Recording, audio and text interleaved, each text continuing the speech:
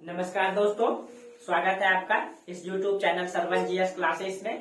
पिछले क्लास में हम लोग चर्चा किए थे बृहस्पति ग्रह के बारे में, जुपिटर के बारे में हम लोग चर्चा किए थे। आज हम लोग चर्चा करेंगे शनि ग्रह के बारे में, सटर्न के बारे में चर्चा करेंगे। ठीक है, तो आप लोग पूरा तथ्य को देखे होंगे। ठीक है, ये सारे तथ्यात्मक चीजें हैं, लेकिन आपको कॉन्सेप्ट भी बताते चलते हैं। ठीक है, तो आप लोग ये तथ्य को लिख लीजिए, साथ साथ कॉन्सेप्ट भी बताते चलते हैं, तो आपका क्लियर होते चलेगा। इसका नोट्स बनाते चलिएगा। ठीक है, और आपको प्रतिदिन बता देते हैं कि आपको अगर मेरा नोट्स चाहिए तो आप मेरा टेलीग्राम ग्रुप में जुड़ जाए। हर वीडियो के डिस्क्रिप्शन में टेलीग्राम का लिंक रहता है। ठीक है, बाकी आप लोगों का तैयारी बेहतर चल रहा होगा और आपको क्लास तो बेहतरीन लग ही रहा होगा।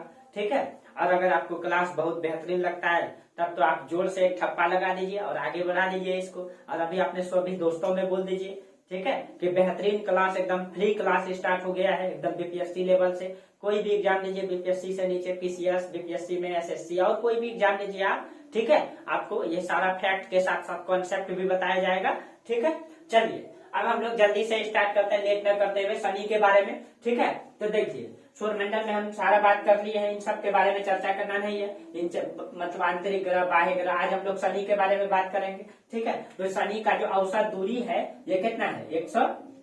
142.66 करोड़ किलोमीटर है।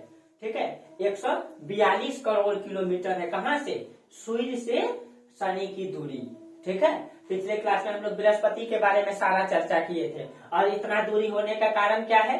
कारण यही है कि जैसे देखिए, जैसे ये सूर्य है, ठीक है, सूर्य है, सूर्य के बाद तो ये देखिए, ये जो मंगल ग्रह है, मंगल ग्रह की दूरी लगभग 26-27 करोड़ किलोमीटर है।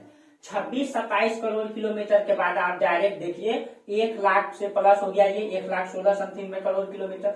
और इसका देखिए शनि का 142 करोड़ किलोमीटर है। ठीक है, और इसका 116, इसका 142। इसका क्या कारण है? देखिए, काहे कि मान लीजिए ये जो मतलब ये सौरमंडल है, तो उसके बाद जो बहुत सारा ग्रह है, मान लीजिए ये शनि ग्रह है, ये बृहस्पति है, बृहस्पति मानिए, बृहस्पति के पास तो बहुत सारा उपग्रह है, बृहस्पति के पास भी तो बहुत सारा उपग्रह है। तो पिछले क्लास में तो आपको चर्चा कर ही दिए हैं, इसके पास लगभग कितना 79 उपग्रह इस तरीके से है। ठीक है, अब देखिए इसके पास भी तो एक मतलब लघु सौरमंडल का निर्माण करता है, तो इसके बाद ही ना शनि है, और शनि के पास भी तो 82 उपग्रह है, तो इसके इस तरह से सौरमंडल का निर्माण करता है। ठीक है, यानी कि इन दोनों के बीच में जो गैप है तब ना जाकर इसका ये लंबा गैप लेता है, जबकि इन सब के पास उपग्रह नहीं है। जैसे बुध, ये पृथ्वी है तो इसके पास बुध है, इसके पास उपग्रह ही नहीं, इसका बगल में ही है कौन सा? शुक्र, इसके पास भी उपग्रह नहीं, तो उसके बाद पृथ्वी के पास एक ही उपग्रह है, तो ज्यादा जगह नहीं लेता है। ठीक है, लेकिन इन दोनों के बीच में देखिए क्षुद्र ग्रह है, बृहस्पति है, शनि, इसलिए इसकी दूरी जो है इतनी लंबी हो जाती है। ठीक है, तो आप समझ रहे हैं। परिक्रमण काल 29.5 वर्ष है। परिक्रमण काल 29.5 वर्ष इसीलिए है क्योंकि इसकी दूरी ये तो हम बोले थे लगभग 12 वर्ष है, और इसका 29 वर्ष, क्योंकि इसको और लंबा दूरी, इसको तो और बड़ा सा दूरी तय करना पड़ेगा, इसीलिए। जबकि इसको इतना दूरी तय करना पड़ता था तो इसको उससे भी ज्यादा, इसीलिए इसको 29 वर्ष लग जाता है, 29.5 वर्ष लग जाता है इसको चारों तरफ घूमने में, परिक्रमा करने में। ठीक है, परिभ्रमण काल 10 घंटा 34 मिनट, तो इसको 10 घंटा लगता है अपने अक्ष पे घूमने में। ठीक है, ये सब चीजें।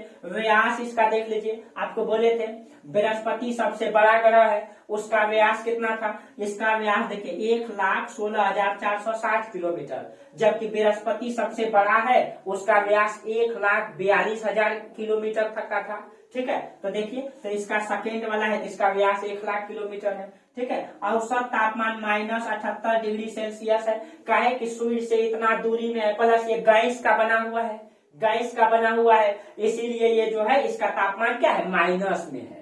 ठीक है, उसके बाद औसत घनत्व, गैस का है तो घनत्व क्या होगा? बहुत कम होगा, 0.70 डिग्री मतलब सॉरी ग्राम सेंटीमीटर क्यूब है। ठीक है, मतलब 0.70 ग्राम सेंटीमीटर क्यूब है।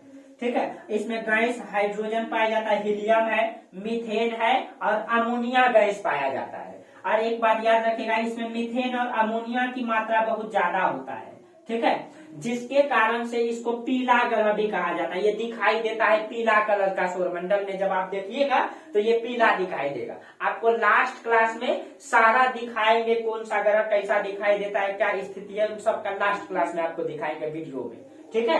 तो इसको पीला ग्रह क्यों कहा जाता है? अमोनिया और मीथेन की मात्रा अधिक है, ठीक है। अब देखिए इसमें जो उपग्रह है अभी सबसे ज्यादा 82 उपग्रह इसी में है, सौरमंडल में सबसे ज्यादा उपग्रह इसी में है। और इसमें जो यानी कि उपग्रह जो है शनि का जो सबसे बड़ा उपग्रह ये टाइटन है, ये सौरमंडल का दूसरा बड़ा उपग्रह है, ठीक है। और जबकि पहला बड़ा उपग्रह बृहस्पति का था, बताए थे हम लोग गैनीमीड के बारे में, ठीक है। अब देखिए गैनीमीड जो है बृहस्पति का सबसे बड़ा और सौरमंडल का भी सबसे बड़ा उपग्रह है, और टाइटन सौरमंडल का दूसरा बड़ा उपग्रह है। अब टाइटन के बारे में कहा जाता है इस यानी कि इसमें जो है ना पृथ्वी के अलावा एकमात्र खगोल पिंड है जिसमें पानी की उपस्थिति का स्पष्ट प्रमाण दिखाई देता है, ठीक है। और उसको खोजा है केसिनी होइगन्स ने, जो 2004 में छोड़ा था, ठीक है। नासा, ईएसए और एएसआई ने मिलकर के इसको छोड़ा था। इन्होंने वहां पे पानी की स्थिति को खोजा है, वहां पे नदी, तालाब, नहर का, ठीक है, मतलब कि माना जाता है कि वहां उपस्थिति हो सकता है सागर का, स्पष्ट प्रमाण दिखाई दे रहा है उसका, ठीक है। कहाँ पे?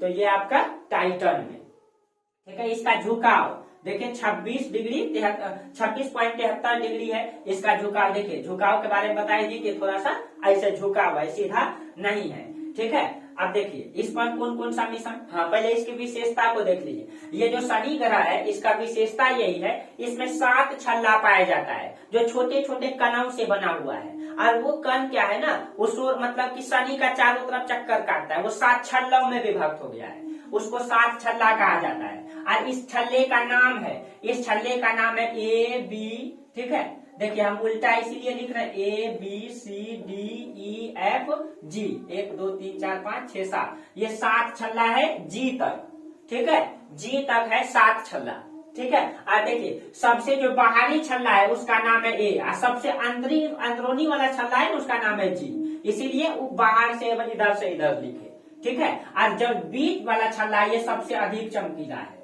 ठीक है, ये सबसे अधिक चमकीला है, ठीक है। और इसी के कारण ये विशिष्ट रूप में दिखाई देता है, इसीलिए इसको आकाशगंगा का सदृश ग्रह भी कहा जाता है, ठीक है। जब आप इसको देखिएगा तो स्पष्ट छल्ला दिखाई देता है इसमें, इसीलिए इसको सदृश, आकाशगंगा का सदृश ग्रह कहा जाता है, ठीक है। इसमें जो मिशन छोड़ा गया है, इस नासा को तो नासा लगले रहता है, हम बोले थे सभ्य भी छोड़ेगा क्योंकि इसको लगले रहता है। अब देखिए नासा ने छोड़ा है पायनीर मिशन, पायनीर 11 1979 ईस्वी में, 79 में। उसके बाद नासा, ईएसए और एएसआई ने केसिनी होइगन्स मिशन 2004 में छोड़ा था, ठीक है। और नासा कहा जाता है ये मिशन छोड़ने वाला, इसमें ड्रैगन फ्लाई नाम से 2025 में मिशन छोड़ेगा, ठीक है। ये सारा तथ्यात्मक चीजें हैं किसका? शनि ग्रह का, जो आपको ध्यान में रखना है, ठीक है। तो ये तथ्य के साथ, क्योंकि आपका एग्जाम में पूछा जाता है इसीलिए, ठीक है, इसको ध्यान में रखना है। चलिए हम लोग इसके बाद जो है अगला ग्रह किसको देखेंगे? शनि के बाद अरुण को। तो अरुण को हम लोग देख लेते हैं, ठीक है। चलिए अब हम लोग देखते हैं अरुण को, ठीक है। अरुण के बारे में सारा तथ्यात्मक चीजें हम लोग देख लेते हैं, ठीक है। हम लोग अभी, ठीक है, शनि के बारे में देखें, अब मतलब कि अरुण को देख लीजिए, ठीक है। जो अरुण की सूर्य से औसत दूरी है ये 287.3 करोड़ किलोमीटर है, ठीक है। देखिए जैसे जैसे बढ़ते जाएंगे इसका दूरी भी बढ़ते जाएगा, और इसका परिक्रमण काल भी बढ़ते जाएगा। इसका परिक्रमण काल 84 वर्ष है, 22 किलोमीटर प्रति सेकेंड की गति से ये परिक्रमा करती है। लेकिन ये भी एक ऐसा ग्रह है जो उल्टा पूरब से पश्चिम परिक्रमा करती है, यानी कि सब ग्रह किधर से किधर, ये देखिए ये सौरमंडल है, ये सूर्य है, तो सब ग्रह जो है, ठीक है, पश्चिम, ये आपका पश्चिम है, ये आपका पूरब है। तो सब ग्रह जो है पश्चिम से पूरब परिक्रमा करती है, लेकिन ये उल्टा परिक्रमा करती है, ये पूरब से पश्चिम परिक्रमा करती है, इधर जाती है, ठीक है, पूरब से पश्चिम परिक्रमा। और इसका जो परिभ्रमण काल है यानी कि अपने अक्ष पे जो घूमता है ये 17 घंटा 2 मिनट में, ठीक है। इसका व्यास जो है 50,724 किलोमीटर है, ठीक है। देखिए तो तीसरा हो गया बड़ा, सबसे बड़ा बृहस्पति, ठीक है, 1,42,000 किलोमीटर व्यास है। दूसरा शनि 1,16,000 किलोमीटर व्यास है। तीसरा अरुण 50,000 किलोमीटर व्यास है, ठीक है। मतलब कि वरुण का 49,000 किलोमीटर है, ये आगे आप देखेंगे। इसका औसत तापमान -218 डिग्री सेल्सियस है, ठीक है। ये स्वाभाविक है, उतना दूर में है तो माइनस में तापमान रहता है वहाँ। औसत घनत्व इसका गैस का बना हुआ है, बर्फीला है, ये बर्फ का बना हुआ है, ये दोनों जो है बर्फ का बना हुआ है, और ये दोनों गैस का है, ठीक है। तो यानी अरुण और वरुण, ये अरुण वरुण बर्फ का है, और बृहस्पति शनि गैस का बना हुआ है।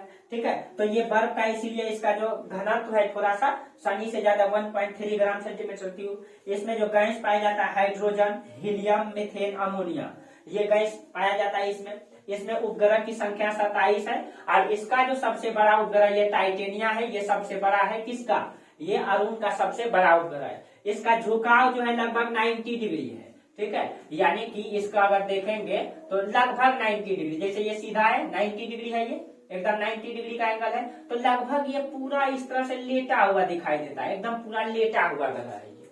ठीक है, पूरा लगभग 89 डिग्री कुछ है, लगभग 90 डिग्री है झुका, इसीलिए इसको लेटा हुआ ग्रह कहा जाता है। क्वेश्चन पूछ सकता है। इसमें भी छल्ला पाया जाता है, इसमें भी इस तरीके से छल्ला पाया जाता है। इसमें छल्लों की संख्या 5 पाया जाता है।